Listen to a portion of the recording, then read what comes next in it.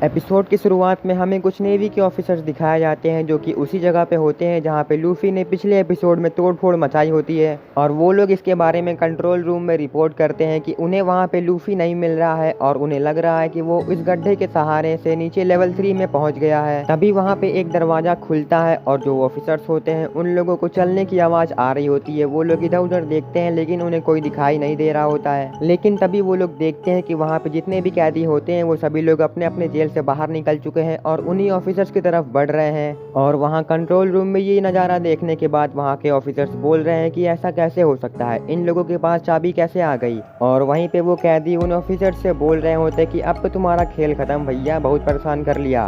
और वो लोग उनके ऊपर अटैक करने वाले होते हैं और वो ऑफिसर्स बोलते हैं कि प्लीज़ हमें हेल्प चाहिए। लेकिन तभी वो सारे कैदी उनके ऊपर हमला बोल देते हैं जिसकी वजह से उनकी हालत काफ़ी ख़राब होती है। ये सब देखते हुए वहाँ कंट्रोल रूम में वो लोग बोलते हैं कि प्लीज़ जल्दी से लेवल 2 में अपने सोल्जर्स भेजो। तभी वहाँ पे एक आदमी आता है और वो बोलता है कि सेंगोकू ने बताया है कि उन्हें पता चल चुका है कि लूफी यहाँ पे क्यों आया है।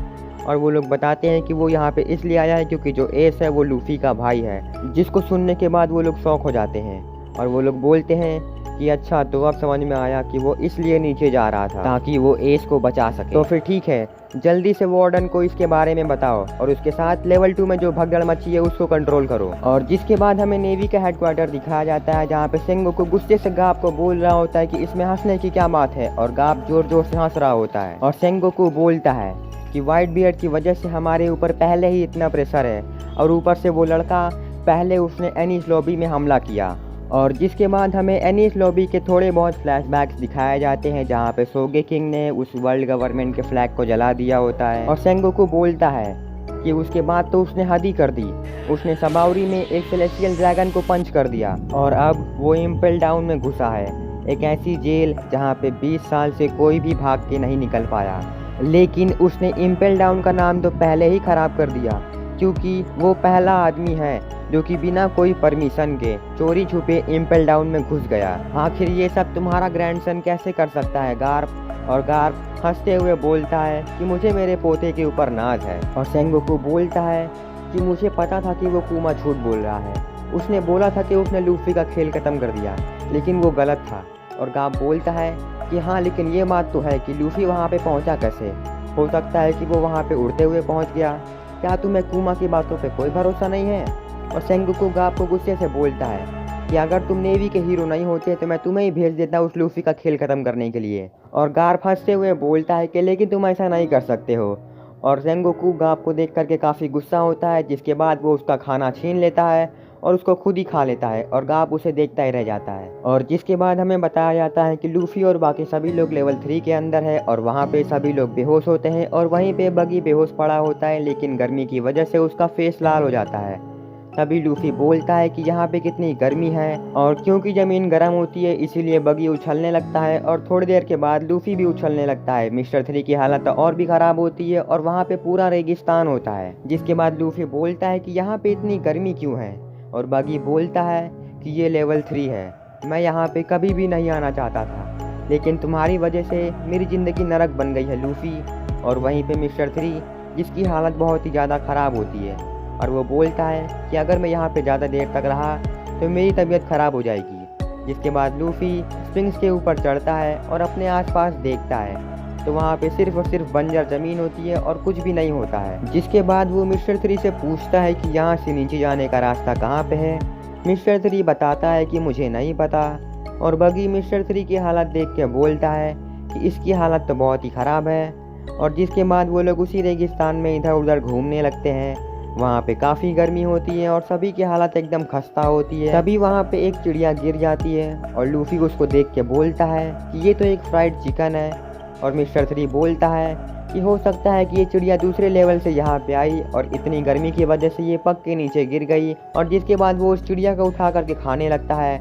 और मिस्टर 3 और बगी बोलते हैं कि यार ये कैसा आदमी है, ये कुछ भी खा लेता है। और जिसके बाद वो लोग पहले की तरह चलने लगते हैं लेकिन तभी बगी अचानक से रुक जाता है और वो बोलता है कि मुझे कुछ दिखाई दे रहा है।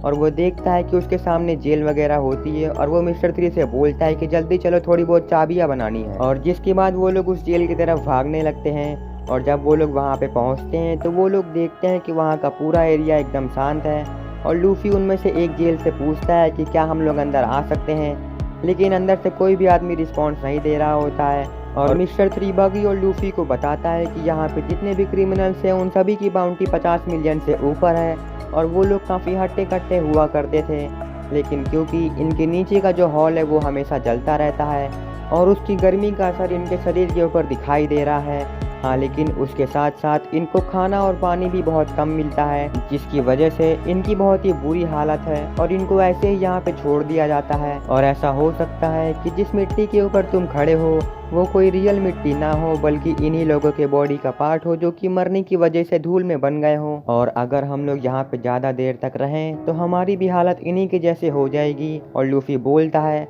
तो फिर ठीक है, जल्दी करो, हम लोग तुरंत ही लेवल 4 के लिए निकलेंगे। जिसके बाद वो लोग जाने लगते हैं, लेकिन एक नेवी का ऑफिसर उनके ऊपर नज़र रखे हुआ होता है और वो उनके बारे में अपने बॉस को बता देता है। जिसके बाद हमें लेवल 2 के थोड़े बहुत सीन्स दिखाए जाते हैं जहाँ पे वो सारे प्रिजनर्स उन सभी ऑफिसर्स को मार रहे हैं और वहाँ पे पूरे तरीके से भगदड़ मचा दी गई है। और वहीं कंट्रोल रूम में वो लोग वार्डन को कॉन्टैक्ट करने की कोशिश कर रहे होते हैं, लेकिन वो फ़ोन ही नहीं उठा रहा होता है। और जिसके बाद हमें बगी के चिल्लाने की आवाज़ सुनाई देती है जो कि बोल रहा होता है कि क्यों, आखिर हम लोग वापस से फिर क्यों वहीं पे आ गए। और लूफी बोलता है कि लगता है कि हम लोग गोल गोल घूम करके वापस वहीं पे आ गए, काश हम लोग लेवल 4 पे जल्दी पहुंच जाए। लेकिन बगी और मिस्टर थ्री चिल्लाते हुए बोलते हैं कि हमें वहाँ पे नहीं जाना है। और लूफी बोलता है कि लेकिन क्यों, तुम लोगों ने तो बोला था कि तुम लोग मेरी हेल्प करोगे। और बगी और मिस्टर थ्री बोलते हैं कि बकवास बंद करो, हमने ऐसा कभी नहीं बोला। और वहीं एक ऑफिसर उनको छुप करके देख रहा होता है और वो किसी को तो बताता है कि वो लोग अपनी जगह पे पहुंच चुके हैं। जिसके बाद वो आदमी बोलता है कि जल्दी से जाल बिछा दो और वो लोग अपना जाल बिछाना शुरू कर देते हैं। और जिसके बाद वो जाल उनकी तरफ बढ़ने लगता है, लेकिन लूफी और बाकी सभी लोग तो अभी भी लड़ ही रहे होते हैं। और जिसके बाद वो लोग देखते ही देखते उस जाल में फंस जाते हैं और उन्हें पता भी नहीं चलता है। और लूफी उस जाल को अपने दांतों से काटने की कोशिश करता है, लेकिन वो नहीं काट पाता है क्योंकि वो जाल मेटल का बना होता है। और बगी बोलता है कि मैं अपने डेविल फ्रूट की पावर नहीं यूज़ कर पा रहा हूँ, इसका मतलब ये जाल में सी प्रिज्म स्टोन लगाया हुआ है और वो सभी लोग वहाँ पे फंस चुके हैं। और इसके बारे में वही ऑफिसर बताता है। जिसके बाद वहाँ पे ढेर सारे सोल्जर्स आ जाते हैं और वो सभी लोग लूफी के सामने होते हैं। जिसके बाद वहाँ पे वही आदमी आता है जो कि हमें थोड़ी देर पहले दिखाया गया था और लूफी उससे पूछता है कि तुम हो कौन, और वो बताता है कि मेरा नाम है सालडेथ।